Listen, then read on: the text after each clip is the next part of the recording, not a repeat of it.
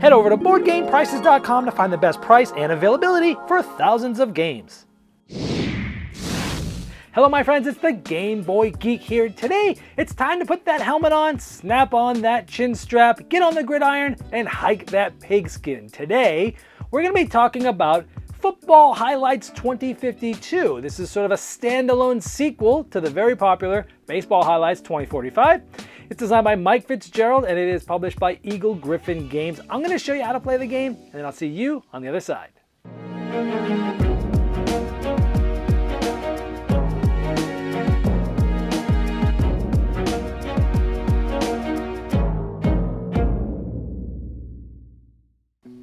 In Football Highlights 2052, you'll get to select one of these four popular teams to play with: Philadelphia, San Francisco, Dallas, and New England. Now, once you've selected your teams, you can set up the scoreboard. These are cool because it allows you to keep score by spinning these wheels, and it tracks your home team and the visitor, but it actually has a pennant for who's playing, New England and Philadelphia. And they have these for all the teams, but the cool thing is on the back sides of these, this New England goes with Boston, and this you could use in the Baseball Highlights 2045 card game, where this would be the Boston team, but it has New England on the other side. Much like for Philadelphia, it has sort of the Philadelphia Eagle colors here, but then it has the Phillies colors there. Pretty cool. And they've actually included all of the Baseball Highlight 2045 teams, including even some of the ones like the Caribbean. And on the backside of that, well, you have a New Orleans football team that giving you hints as to who might be coming later in expansions.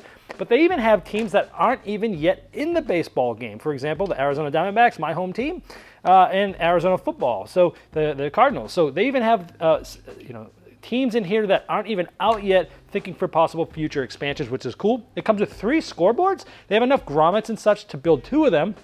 So you could play like 2 players playing here and another 2 playing sort of in a tournament for football. They also give you one that has the Baseball Highlights font in it. So you can make one of these and one of these if you'd like. They have enough grommets and things to make up any 2 of these scoreboards. And once they're together, you can pull them apart and rebuild a different one if you like.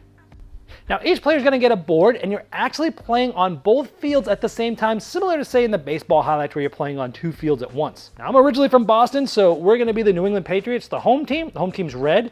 They have this football. We're sitting here and viewing the camera. This is going to be our board, but our football is on the other team's field, and we're going to be trying to move the football all the way down to the end zone going this way, where the visitors of Philadelphia are playing against us. They're going to be playing cards on this board, but they're going to be affecting their blue football going this way towards our goal line.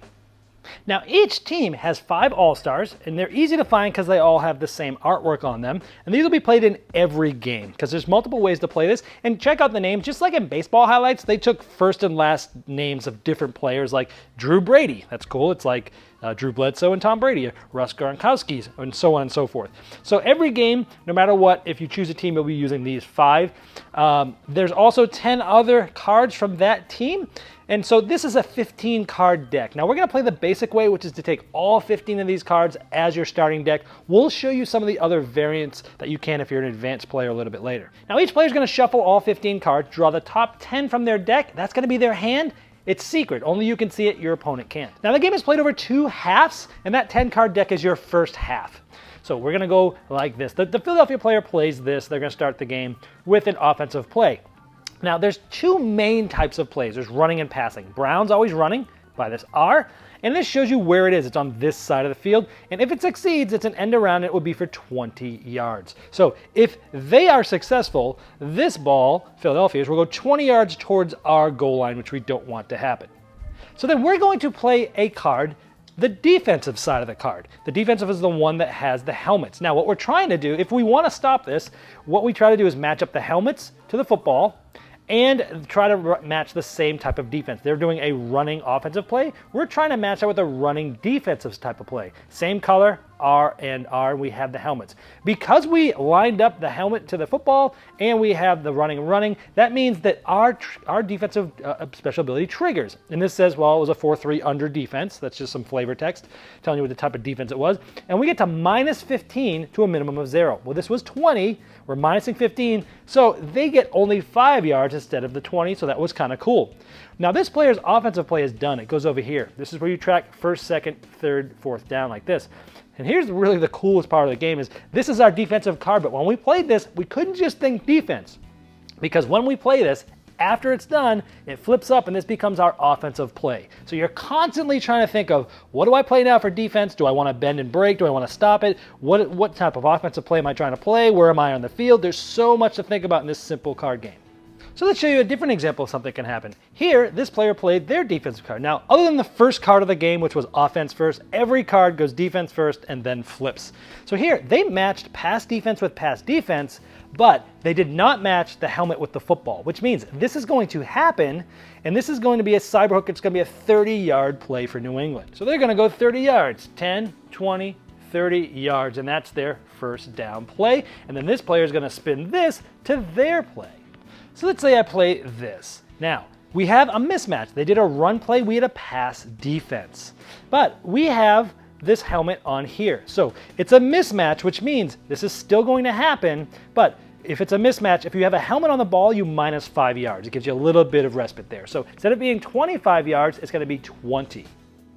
So they're going to move 10, 20. Now that was their second yard. Now, because it was a mismatch, here's another thing that happens. There's an action deck, and anytime you get a mismatch, you flip this over. This was a running play, so we look at the running, and there's additional yardage, broken tackle for 15, 5, 10, 15. And these range from 5 to, I think, 25-ish. The average is about 15 if you average it out. So it moved forward. So you don't want a mismatch to happen if you're defense because they possibly are going to score. So they're all the way down to the 5-yard line on their second down. So now we flip this up like this, and this is going to be a 30-yard streak down the middle of the field. Now, we normally would have played a better card than this, but let me show you why this was sort of a bad idea. Because even if this is completed for 30 yards, just like football, if they throw the ball for 15 yards from here, it's going to go 10, 20. Anything over 20 is going to be out of the end zone and incomplete. Of course, running plays, it doesn't matter. You can just run into the end zone. So this is going to be an incomplete pass. So let's just say this player plays this defense. Now it's a matchup. They don't match, so this would have happened and it's incomplete. So this just sort of goes down like this. But now this goes like this. This is the player's third down. You only get 4 downs in this game. And this player can actually select which play they want after the defensive plays something. And let's say New England plays this, and this matches up with here, but this does not. So they can easily select this play to be a 25 trap. And it's a run play, so they can run right through the end zone for a touchdown. So Philadelphia would get 7 points. They'd reset here, and they would reset their downs off because it's now going to be first down for them in their next offensive play. But now New England flips this, and it's mojo. It's 10 yards, and it's plus 15 if the last play was a pass. Their last play was a pass, so this actually could be an upwards of 25 yards. Which is important because the 10 yards would only get them to the 5, but because of that mojo extra thing there, they'd get to get in the end zone if this is not defended. Now let's say Philadelphia doesn't have a good card in their hand to stop this. They can do a defensive audible. They'll take any card from their hand, put it face down on one of these audibles. You can get 3 per half. Then they can either take the card that they set at the beginning of the game. I didn't show you this, but everyone selects one audible at the beginning of each half. And they put it here. They can either select this card, which they know what it is. They can look at this. Or they can take a random card off one of the cards that's not in their hand. Remember, you only start with 10 cards. So you have some left over here. So they know that they have a good card here for this, so they're going to play it. So they bring this card out here from their audible, and they do this, and it blocks it just like that. Now, offensive can do an audible too, but not on the same play that the defense did. So this is basically a stopped, down here. That's the end of their third down. So let's fast forward a play here. It's our 4th down for New England. We're trying to get in the end zone with this hook here for a 15-yard. And the defense plays this, which would have stopped both of these minus 20.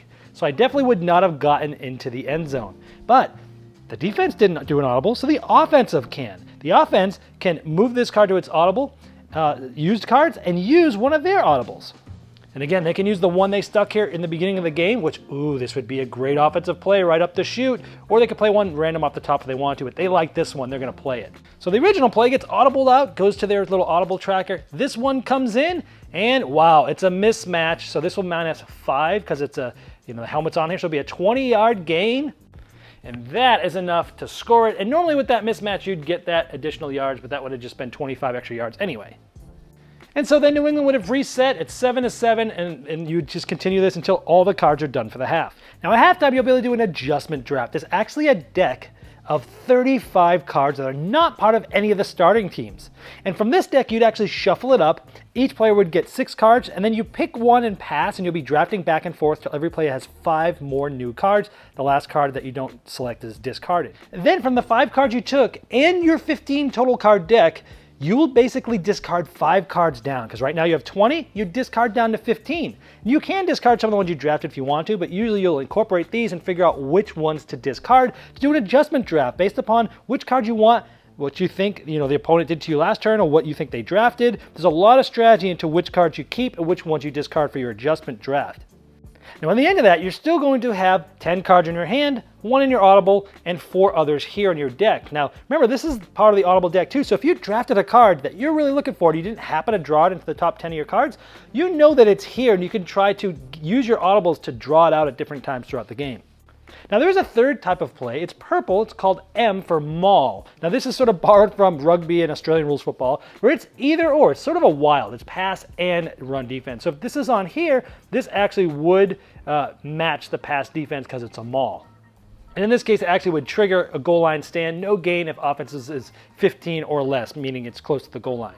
But there's also maul for offense, which are not as good as they sound. A lot of times they have very powerful abilities, like, hey, you stuff a ball in the jersey for 35 yards, but it just means that any of the run or pass is going to be a match, and there's only 1 ball here, so it's pretty easy to defend these, but if you can sneak them through on an open audible that you know about, they can be very powerful. Now, one last thing here is at the end of any down, including the 4th, you can try to kick a field goal. Like here, let's say we just tried 4th down, we didn't make it. This number here tells us that we need a 5. Let's just say that the card that we played that last 4th down was a 2. So we need a 5, we have a 2, we need 3 more. You take the top card of that action deck and you flip it, and it has a field goal number. So 3 plus this 2 is a 5. So we actually would have made this field goal because we only needed a 5, so we would have gotten the 3 points. And lastly, sometimes some penalties can happen. If a defense triggers that has a penalty flag, you flip up the action deck, and about half the cards have a possible penalty, and half of those penalties go on offense, half of them go on defense. Like this says, hey, penalty on defense. Offense can choose to gain the original play or gain 10 yards, things like that. And you simply play to the end of the second half. Whoever has the most points is the winner. Now, I mentioned earlier that you don't have to play with the starting teams, but you'll always play with the 5 all-stars from the team. So if you're an experienced player at the game, essentially all the other starting cards from this get mixed in with the agent deck. You have these 5 cards, and then you do a draft. Both players from that agent deck that has, starts with 35 cards, but can have more if you're not, using the full team there. And basically do the same type of draft that you did, that I showed you in the halftime, is that each player will get 6 of these cards, then they draft back and forth. Then there's a second round of drafting, and you're gonna get 5 cards each. You're gonna deal out 10 cards like this from the deck, and then the start player takes 1 card, and then every player after that alternates and takes any 2 cards. And at the end, each player will have 5 more cards. So after those 2 drafting rounds and the different way to draft, you'll have the 5 starting players and the 10 cards that you drafted for your starting team. And then when you play this way, you still do the draft at the halftime. And keep in mind that if you don't like the pick and play draft, like the normal style drafting, you can do that open style drafting for the halftime adjustment instead. Now, there is a solo game. It comes with its own solo AI deck, and some of these cards are pretty powerful, which is a scoop 6. The AI gets to score a touchdown if it triggers this, but the solo game plays very well. And the modes of play, you can play a basic game head-to-head. You can do a tournament play where you basically play against other players and the winners move on to the next bracket, or you can do a league campaign play where there's actually some injuries that can occur and some of your players you'll have to lose. All right, first off, let's talk about the components here. The cards themselves, very good quality. They're thick, they have that linen finish. I love that they have the white borders. I'm not a big fan of black bordered cards because they get nicked and scratched too easily, and when they wear easily, these ones are the white borders. I like that much better. And so the cards here are great quality. All the components in this game are top notch, and it's what we come to find from the Eagle Gryphon game line here. Now this game, it really does feel like football, but don't shut it off if you don't like football. We'll talk more about that later. But if you are familiar with American football, it does really feel like that. Meaning that at the beginning of each half, the opponents are sort of like feeling each other out, kind of being a little bit conservative. They're kind of like, seeing what the matchups really look like. They know what they look like on paper. How does it look in real life? And then as it gets closer to the end of the half, it's more, it ratchets up the tension. There's lots more action. There's some crazy things that happen. And it really feels like that in this game. I mean, it really does feel like you're playing a game of football and how things typically happen. Very thematic in that way, and I like that aspect of this game. The multi-use cards here. This is the thing I like the most about this game. The fact that you're choosing a defense to play against an offense, and then that card is flipping, and then it's going to be your offense. And that seems very simple. Multi-use cards have been around for a while, even more than just two uses, have been around for a while. But it's the way that this one uses it so unique, and the fact that you have pass plays and run plays, and then you have that third mall, which is sort of a wild. And you're looking at these cards in the multi-use, and you're looking at, oh, this one will block here, but when I spin this, it'll be this. And it's just so interesting, this dynamic and the way that you're looking at these different combinations of the different types of plays, the pass and the run, where those helmets are, where the footballs are, what that play is going to do once I spin it, where am I on the field. If I'm on the 15-yard line and I've got a defense that's going to be really good, but the offensive play is going to have me throw an incomplete pass out of the end of the end zone, and they're way back at the 45, I might not want to play that card now, even though it's going to block that play from them. I might want to let them go, but how far do I let them go? Do I just play another pass play that will allow them to go forward but not get an extra action card? Or do I really have a perfect play for my offense? Maybe it's a quarterback sneak that will allow me an automatic score, but I'm going to allow them to get a mismatch, a 25-yard gain, and then it's possible, or a 35-yard gain, and then it's possible that an action card, they might score in one play as well. And it's this, as simple as the game is from that mechanical standpoint, the decision tree that you have is so full and so satisfying. The multi-use cards here is just an unbelievable part of this game. It's my favorite part. The ability to audible. It's fantastic that you get this card, you put it down, you know what it is, and not only are you able to see that card and try to use it when you need it, but it's really cool if you have like a Hail Mary and you know where that football is because you can see it. And it's fun to try to play a card that draws the other team into playing something else to block you that will set up your audible, right? So your card flips over and they play a defense and you can audible and play the thing you want. So even when you're playing a defensive card the turn before, you're thinking, when this flips over, that football is going to be aligned here, it's going to be a good play, they're probably going to try to block it, and if they do, and that's the only helmet they have, boom, I've got my audible exactly where I need it to be to score anyway. And it's like this forward-thinking thing that audible really opens up the strategy of this game. And also, sometimes you're going to just pull an audible and you're going to need to pull it off the top and you're just going to hope that it's something there. Now, you only have 4 cards there. And especially after you've drafted, if you know there's a card in there that you really want, or you've drafted heavy on pass defense and you don't have any left in your hand for some reason, you can go to that audible deck, and even though, yes, it's going to be somewhat lucky, if you know your deck well, you can know without a reasonable doubt what you have a better chance of coming up. So I really like that. The tactical card play of knowing which to play, when to bend, when to break, this game strategy is just unbelievable for how simple of a card game it really is. It adds just enough randomness added into that action deck, with whether you're doing a field goal or whether you're doing an extra, action play, or whether you're doing the penalties. Yes, there's some randomness there, but you know it's there and you know what the ranges are, and so that's part of your decision tree. It's like, oh, I'll let them go 30 yards, but if I do that, it's a possibility that a 25-yard card will come up. The average is 15, actually. But it's possible they could score. And knowing that, you can kind of mitigate some of that luckiness. And I don't have a problem with that. Now, back to the people that don't like football. Hopefully I haven't shut this off yet. You don't need to like football to like this game. I mean, yes, it's very thematic. Yes, it feels like football. Yes, it is football. But quite honestly, if you're just playing an abstracted card game with cards that flip, that you're matching up icons and colors, and you're trying to get your token past the end of the line of the other token, I mean, that's really it. And you've got 4 turns to do it. You could take football completely out of this and it works, which is amazing because the game actually is so thematic and was built theme first and mechanism second, that you could actually still take football out of here and it's still a great game. So if you don't like football, but you like tactical 2-player card games, don't dismiss this game. Do yourself a service and at least try it. I like the flexibility of starting with a full starting team or drafting. I mean, drafting is where this is. You're getting your team set up, and every game is going to feel very different, and the depth of this game just goes infinite once you can draft, and there's so many cards. Plus, if you're drafting, the 10 cards of that team that's not their all-stars are mixed into the draft deck. So you start with a 35 card deck that you draft from, but then you add all these other cards if you're not playing with those teams, and there's so many cards to go through. Love that. I like the multiple playing formats. The head-to-head, or you can do the tournament, which is my favorite, or the league. I mean, there's so much. There's a solo mode that works really well. I've played solo a lot. It seems at times it feels like it's overpowered, but the games are always close. It's amazing how balanced this is.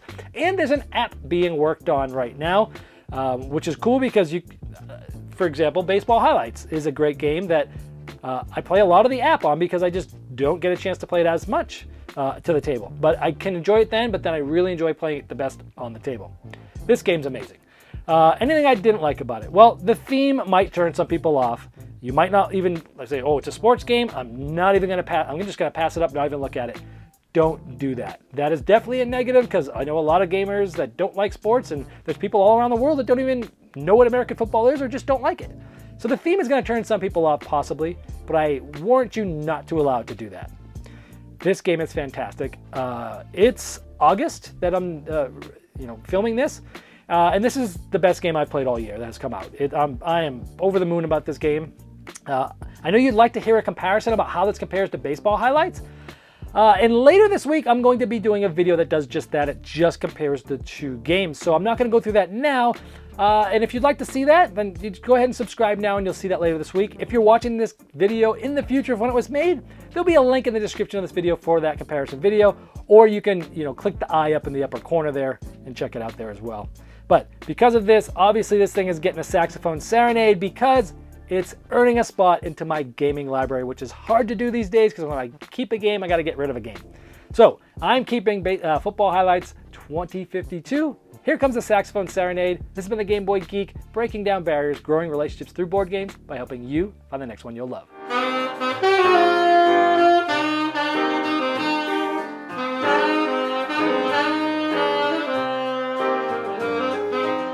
Did you miss the Game Topper 2.0 Kickstarter? Have no fear, it's not too late to get in on the ultimate gaming accessory.